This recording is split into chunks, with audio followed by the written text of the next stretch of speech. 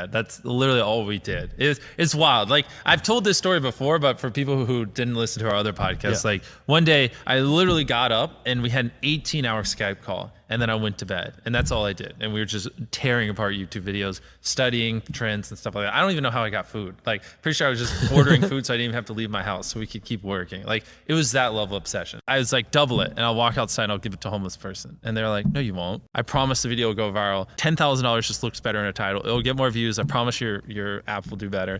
And I ended up getting $10,000 and then gave it away. And my mom's like, why don't you just give away $8,000, $9,000? Why all $10,000? I was like, Mom, it'll look better in the title. It's just better. This is not clickbait. I'm going to give a random homeless guy $10,000. And just so we are all on the same page, this is not my money. This is a new weekly series where I'm getting companies to sponsor my videos, and I'm giving 100% of what they pay me away to random people.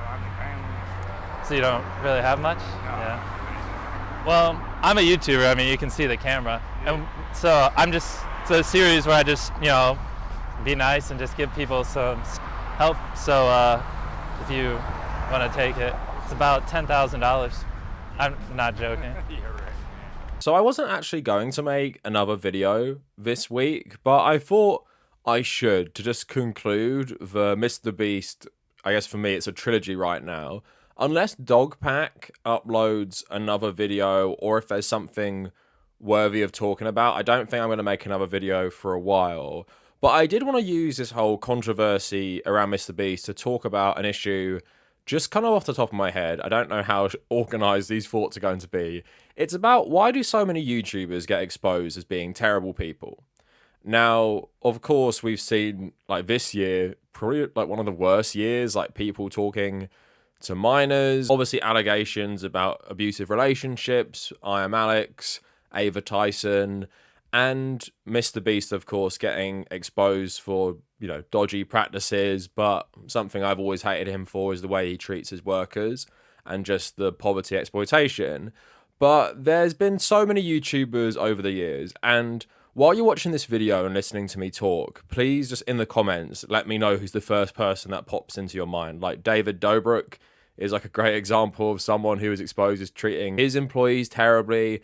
And you could simply like hand wave away the bad behavior of content creators, saying, well, because there's a lot of people in the world that are bad, it stands to reason that a significant number of content creators will be bad, and there isn't really anything deeper with that. But I think there is something deeper with why so many content creators are terrible people. And I think it's kind of like maybe like politicians, business leaders, and YouTubers.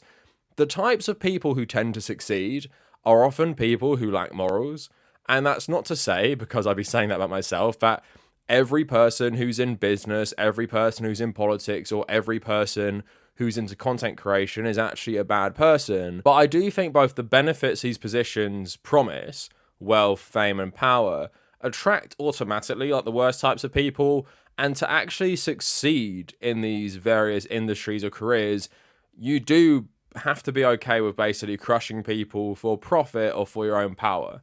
So today I wanted to talk about that and use Mr. Beast as a case study and kind of like compare his own experience on YouTube or his own career on YouTube to my own, and basically like our own background and how often, with people like Mr. Beast, it's just kind of obvious they're going to be exposed as bad in some way or another. Because basically what happens to a lot of content creators is that you turn from teenager into like owner of a multi-million business overnight with no life experience to back that up, with no like experience of working in the real world or just no real life experience. Your brain isn't even fully developed yet.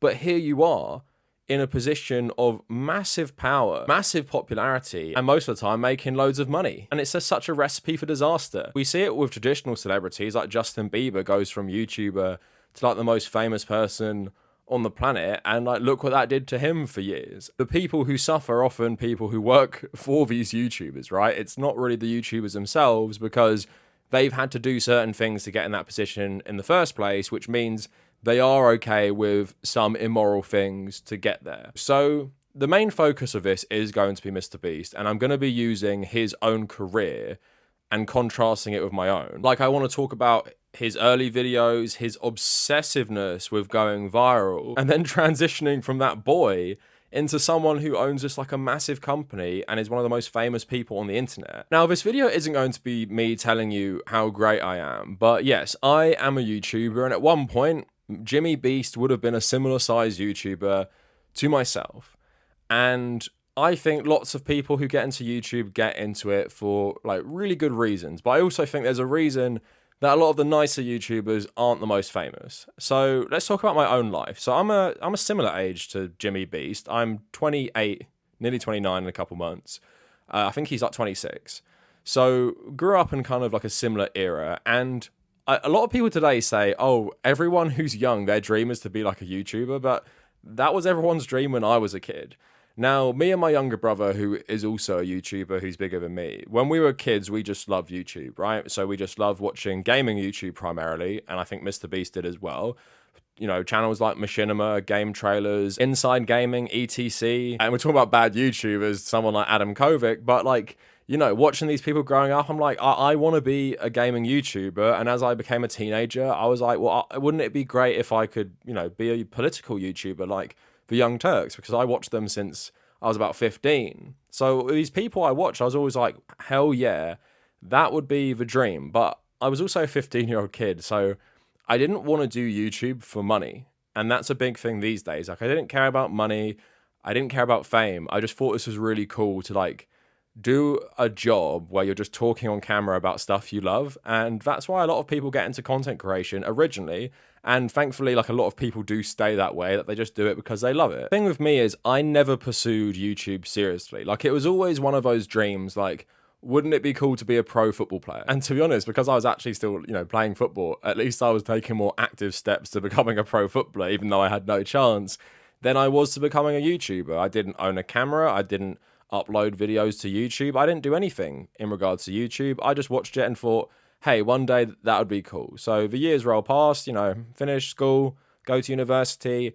At university, I get involved with some like media creation. I do my own radio show. I write for the entertainment magazine and the politics magazine. And I really like it. And I think, well, maybe I'll be a journalist. Like, I like this stuff. I'm a good writer. I'm doing a degree in history. I went on to do my master's in international relations. If anything, I am a pretty competent writer. And I love writing about entertainment and politics and gaming. I forgot what term I went by, but basically like the gaming editor for our magazine. And I really liked that. So I thought a career in games journalism. And then, yeah, did my master's degree and then finished my studies at about 23. And I started looking for a job. Now, when I was about nearly 22, I started my YouTube channel. And it was basically like re-uploads of my radio show from uni, just talking about politics and history. And my little brother had already been like fairly successful on YouTube, so I didn't even go out and have to seek the equipment. He just gave me his old computer and his old camera and mic. So thanks to him, I already had someone I could look up to of like, you know, he's already done this and he succeeded, even though it's completely different genre. And then he's given me the equipment. So why don't I do this? So I started uploading in 2017, started doing more videos in like 2018. 2019, gaming, politics, history, all that stuff. But I wasn't really obsessive about it, and I never actually thought it would turn into anything significant. And then at this time, I was just, you know, looking for a job, going up London, doing a fuck ton of real life interviews and getting rejected loads. And before I landed a job, when I just turned 24 at some pharmaceutical business paper, you know, I didn't mind the work, hated the commute, hated becoming a wage slave, all that stuff. But the YouTube stuff was just in the background. Like, I put it on my CV, I talk about politics, and to be fair, I was uploading pretty regularly, like 1 or 2 videos a week, about like 8 to 10 minutes long. So I wouldn't say I wasn't a YouTuber at this point, but I wasn't taking it seriously either. Now, one thing I noticed with a lot of successful YouTubers, they just live online. And I'm not saying this to disparage people who find community online, but I really was just the most normal kid, right? And also, weirdly enough, as someone who does now, I didn't really live on the internet. Like, I like my YouTube, but I wasn't in like chat rooms with people. I wasn't on gaming forums. As a kid and a young teenager, just preferred going out with my friends, going out drinking as, you know, teenagers do, playing sports, seeing my girlfriend and stuff like that. Like, I didn't really care for the online world at this point, and I didn't really go down that rabbit hole. And something I notice sometimes with a lot of successful YouTubers, they don't really have that like normal like life, or they're not popular in their social circles. And that's not to say a lot of YouTubers weren't just really average people growing up like myself, but I think there is a correlation between people who just live and breathe online relationships and communities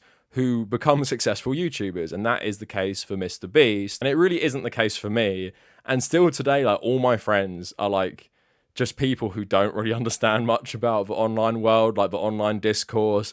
They really don't give a shit about it. So it is kind of funny even doing this job, because they really don't care about most of the things I'm talking about. So we basically just like never talk about me being a YouTuber that much, besides the normal like how is work stuff. And the thing is as well, I still have like a pretty normal life. You know, I work most days, I work a similar amount of hours. I go to my five-a-side football, I go to the gym, I see my friends and stuff. I have just like a pretty normal life. And I would say my living on the internet is more because I have to now for a job. It's not something I was always used to, like making Discord servers, which I promoted. Like, I would never have Discord if I didn't have my own server, right? Like, I barely use that stuff. And the only reason I went full-time with YouTube is because I quit my job. And just as I was between jobs, I just started cranking out the content a bit more. Yes, currently looking for a new job, but the silver lining is I'm going to be doing YouTube full time. So what I'm hoping this is going to look like is that I'm going to have a video Monday, Wednesday and Friday, but I'm going to live stream on Tuesday and Thursday. And thankfully it was successful, and I thought, well, I'm just going to do this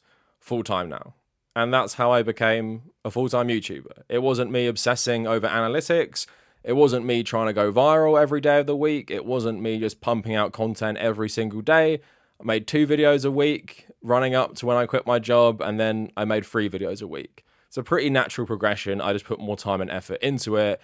And here I am today, just like someone who has like a pretty low-key YouTube channel, does it full time, and I'm just like a really, really normal and average guy. Thankfully in my life, haven't had major problems with mental health issues or being bullied or having struggles with relationships. I've been really lucky in that respect. And I actually put a lot of that down with thankfully living in the same city I was born in, and all of my friends being friends from like primary and secondary schools. So it's always just been easy to maintain these relationships.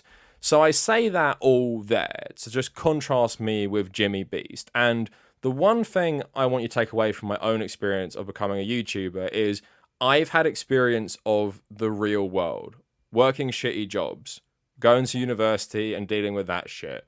Just general life shit, because I didn't become a full-time YouTuber until I was 25. Jimmy Beast became basically a full-time YouTuber when he was a teenager, and became a very, very successful YouTuber when he was a teenager. And like I said, think about the contrast between me and thousands of other YouTubers who become YouTubers as fully formed, functioning adults, and we don't achieve like insane success, but we make a living, right? Contrast that with Mr. Beast's life. So there was an article that came out in 2022, just a profile by EJ Dixon. And I want to read it for you, because I think a lot of the problems that came later in Mr. Beast's career stem from basically how he became this massive success in the first place. So Jimmy Donaldson, which is his real name, claims to not have any vivid memories of his childhood before the age of 11. He chalks this up in part to his entrepreneurial streak. I'm very forward thinking, he says. Fuck the past, it's already happened. I'm trying to conquer the future. Indeed, he seems to have been born without any semblance of nostalgia. That lack of nostalgia may also serve as a protective measure, because Jimmy Donaldson's upbringing appears to have been less than stable. He was born in Kansas, the middle child to 2 parents who were active duty in the military, with his mother, Sue, serving as a prison warden in Germany before being stationed at Fort Leavenworth. Jimmy thinks it's pretty badass that his mum ran a prison, says Sue. She now works as Mr. Beast LLC's chief compliance officer, and I've talked about problems involving her in the past. Sue worked 12-hour days while she was on active duty, and much of the childcare was outsourced to revolving cast of au pairs. She attributes Jimmy's introversion largely to the fact that they move so frequently. We lived in 3 different locations in southern US before he was 7. There were no cousins, no aunts, no uncles. It was really just us. After a tumultuous marriage, his parents split up in 2007 when Donaldson was 8 and he no longer has any contact with his father. Jimmy Donaldson attended a small private school, Greenville Christian Academy. Growing up, Donaldson had few friends, rarely going out with other kids on the weekends, Sue identified a deep competitive streak in him early on. You couldn't throw a game with him. You always had to play it all the way through, like with Monopoly. We wanted to throw it out after a while because he was like, don't even pretend to give me Boardwalk and Park. The one word that those in Beastie Boys' orbit used to describe him is obsessive. He has a tendency to fixate on one thing at the expense of all other subjects. His single-minded focus on YouTube, he says, led kids at school to refer to him as autistic. There's a 5-year point in my life where I was just relentlessly, unhealthily obsessed with studying virality, studying the YouTube algorithm. I woke up, I would Uber Eats food, and then I would sit on my computer all day just studying shit non-stop with other YouTubers. Donaldson admits that his focus on his work made it difficult for him to maintain personal relationships. I'm not really good at keeping friends, he says. All my friends revolve around work. He also spends little time with his family, including his older brother who lives nearby. Another YouTuber Donaldson describes as being somewhat like him but less successful. It also talks about MrBeast having Crohn's disease and his mother saying the stress of having this led him to spend more time indoors, prompting his pivot to YouTube. And Donaldson had established a presence on the platform playing Minecraft and Call of Duty when he was 11 and started the MrBeast channel when he was 13. So a lot of people who've been successful like MrBeast are these types of people that live and breathe the online world. And it's clear he did for a variety of reasons, because he had such an unstable life, moving around so much, having parents in the military, not having much family around, having Crohn's disease, that made him seek community online maybe more than the outside world. So you have all that stuff, and loads of people will be able to relate to that experience. Of course, you can be a totally nice person with having a hard life. Like, plenty of people have terrible lives and grow up to be great people, right? I'm not saying that in this video. What I'm saying is, you read all that there, you think about MrBeast growing up, and he's just obsessed with becoming a YouTuber. And it's clear he was willing to do this by any means possible. So, you guys might not know this, he transitioned from gaming commentary content, and he started doing stuff like viral stunts. So he would count to 100,000. He'd listen to Jake Paul's song, It's Everyday Bro, like for 10 hours straight, because he wanted to go viral so bad, and he would talk to other creators about how to do this, right? This guy was just insanely driven about becoming a successful YouTuber no matter what. I think he said also he did like 1 semester at college and then dropped out, so that's another bit of life experience he's missing. So his whole world from a young age, from like 11 years old, is just YouTube, and that's all he wants to be, and that's all he wants to do. And you might say that's admirable for some people, but I think it's seriously unhealthy because of the problems that happen later. Now, one of his first videos, like gimmicky videos, he has a video where he gives a homeless guy $10,000, and what he did was basically beg a mobile app company to give him the $10,000 so the video would be sponsored by them, and he promised that they would basically make the money back from sponsoring the video with all the new signups they'd get from this video going viral. And the video did go very viral. It's still up on the channel. You can see it. He just walks up to a random homeless guy and gives him $10,000 and then talks to him a bit later. And it's just the general shit that you used to see on YouTube back in the day of people filming themselves doing good deeds and exploiting poverty for virality.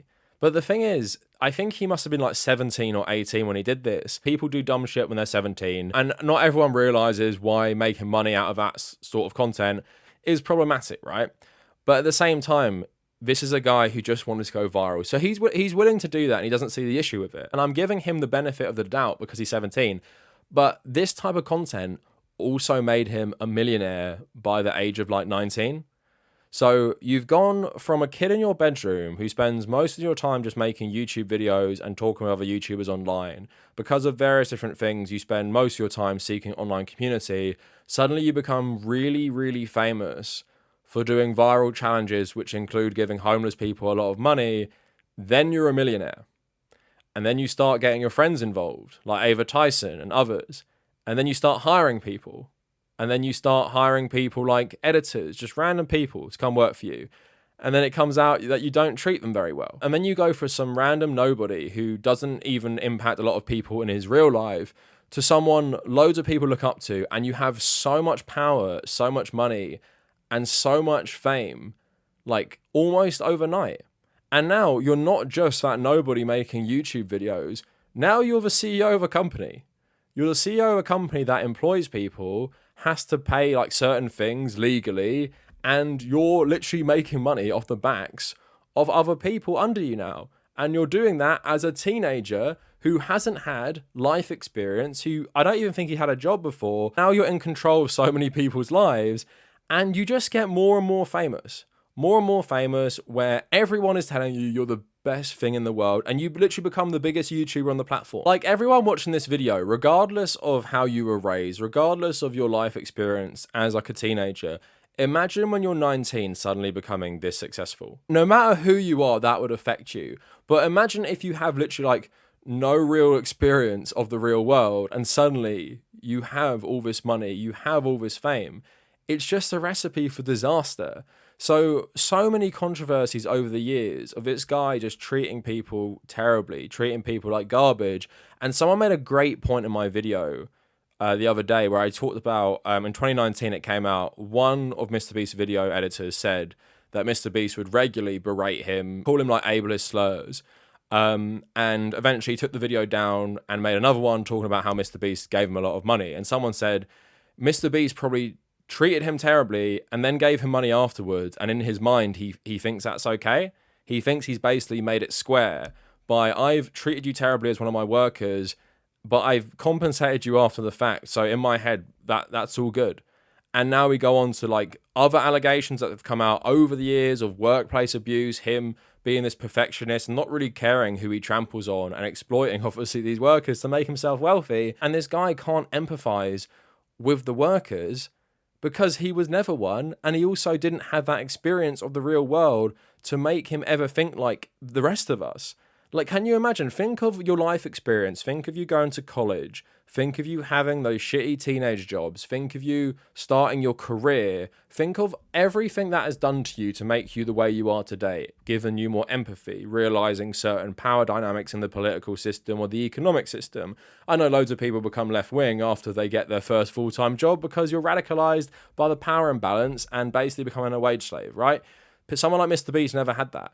And all he's known as an adult is just immense luxury and wealth going from the background I read you. And added on top of that is just this insane drive to become viral as well. Like, he doesn't care what he does.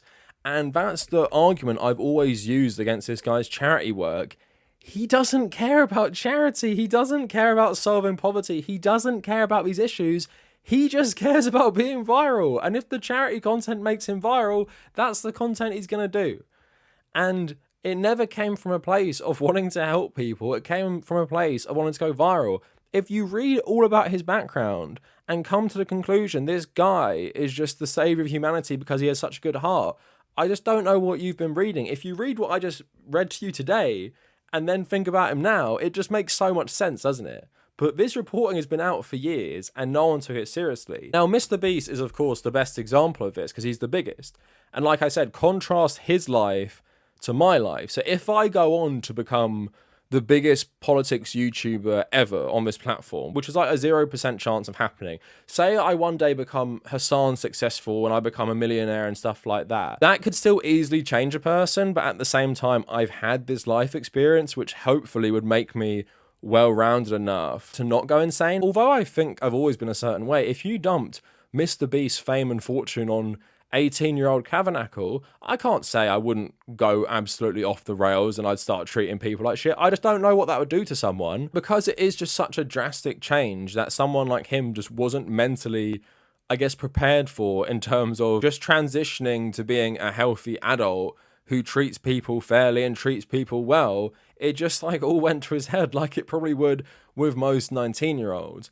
But what I see a lot with so many of these YouTubers is they don't have life experience enough to realize how their actions impact people, and they also just don't understand consequences. Because if you're someone like MrBeast or even someone smaller, you're just told for so long you're the best, and you have that authority and you have that fame and you have that standing in like your online community where people hang on your every word and you can make them do stuff. You have that power, and who's to tell you you can't? Who makes the rules on YouTube? It's really hard to get in massive trouble with YouTube. You can basically do whatever you want for the most part. So there aren't really any consequences for treating people like shit because they want to be your friend, they want to make money, they love your content. So what are they going to do? And it's the same with Mr. Beast. Like, all these people, there's probably loads of people he treats badly still, but they're not going to come out for various reasons. Now, of course, this isn't to say that, like, every YouTuber who does something bad, it's a result of this stuff. Like, Dr. Disrespect being how he is and just being a terrible person, you can't just go back and look at his childhood and be like, well, that's what made him this way. But when we're talking about, like, workplace dynamics and, like, economics and wealth and labor exploitation, I think it's helpful to look back at these things because, yeah, what 19-year-old knows anything about that stuff if they've just lived their whole life online? Most of them don't, right? In Western countries, most of them don't. And if you dump that on any 19-year-old, a lot of them would really, really struggle. But that's what YouTube is. Think of people like James Charles. Think of so many insanely successful YouTubers who've had so much controversy. They all became wealthy millionaire content creators at like 17 or 18 years old. And I think that's a pattern with a lot of these people who get exposed for terrible shit, is they just haven't lived a normal life when it was most important to live a normal life, and they just don't know how to treat people because they don't know what it feels like to be treated in that way. Like, Mr. Beast doesn't treat his workers well because how can he understand the dynamic that he's in? He's always just been the boss. So if you've always just been the boss, you're going to find it really hard to empathize with the workers and the power dynamic at play, especially if you've convinced yourself that giving away money like it's nothing is actually a good sign of morality. So you can treat a worker badly but give him 10k afterwards and you'll feel fine about yourself because you feel like you've made it right in your head, not realizing the longer lasting damage you've done. I think living online and the pursuit of morality just leads people to having a lack of morals and a lack of empathy. And when you've already had a hard upbringing like he has, it's just like a recipe for being a bad person. And like I said in the comments, let me know other examples you can think of, because I bet there's other people with, you know, similar stories. And the one thing I want to end it on as well, I don't want people to get the wrong idea. I'm not saying if you're just like a pretty average guy like me who becomes a YouTuber later on in life that you can't be a terrible person as well, because of course you can. And I'm also not saying that if you act like Jimmy Beast and become a YouTuber that way, you're automatically going to be a bad person, because I'm not saying that either. But I do think there's a pattern between how people become YouTubers and how young they become successful and growing up in these online communities. And also the amount of power and fame on offer and how to actually get that. I think it takes a certain person who wants that, and a certain person with a certain ego, a certain person with a certain drive, a certain person who's obsessed. And that was Mr. Beast. And especially when you're making YouTube content just to go viral, you don't care what you're making. You're not passionate about it. Like, loads of us who make YouTube videos, we're passionate about what we talk about. I'm passionate about history, politics, and like various entertainment things. That's why I want to talk about it, because it's fun and I want to have this conversation, and I like being somewhat of an authority to help change people's minds on issues like politics. But at the same time, I wasn't completely driven by the desire to be a YouTuber, because I wouldn't want to be a YouTuber like Mr. Beast. I wouldn't want to be a YouTuber like loads of other people just for the fame, because that doesn't interest me. I want to be a politics YouTuber. That's all I've ever wanted, and I want it for certain reasons that go far beyond I want to be famous and I want money. But for a lot of people today, and now we have platforms that are even more brain rotting like TikTok, they just want to be big TikToker. They don't care what they're famous for, they just want to be big TikToker. So not like a super in-depth one, but I thought it was an interesting end to the Mr. Beast trilogy. But yeah, let me know in the comments if you can think of any other YouTubers like this.